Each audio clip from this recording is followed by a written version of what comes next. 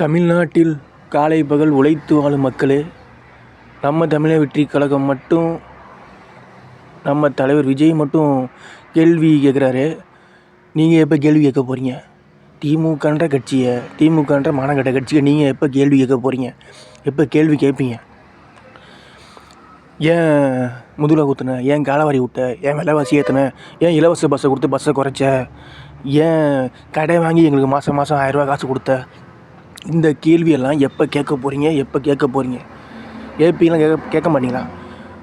உங்கள் வீட்டுக்கு ஏதாவது நடந்தால் கேட்பீங்களா? கேளுங்க. உங்கள் வீடு நாடு ஒன்று தான். நாட்டுக்குள்ளே தான் வீடு இருக்குது, நாட்டுக்குள்ளே தான் வீட்டு இருக்குது, வீட்டுக்கு வெளியே தான் நாடு இருக்குது. கேள்வி கேளுங்க.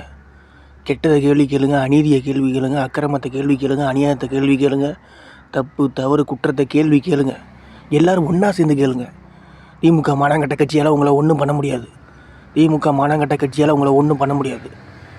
ஓம் சிவபெருமான் இயேசு அல்லாஹ் துணை, உங்களோடு நல்ல செயலே கடவுள். எல்லோரும் ஒன்றா சேருங்க. திமுகன்ற மானங்கெட்ட கட்சியை தமிழ்நாட்டை விட்டு விளக்கமாத்தாலையும் செருப்பாலையும் அடித்து விரட்டுங்க. அது திருடனுக்கு தான் தேவைப்படும், நல்ல மனுஷனுக்கு தேவைப்படும்.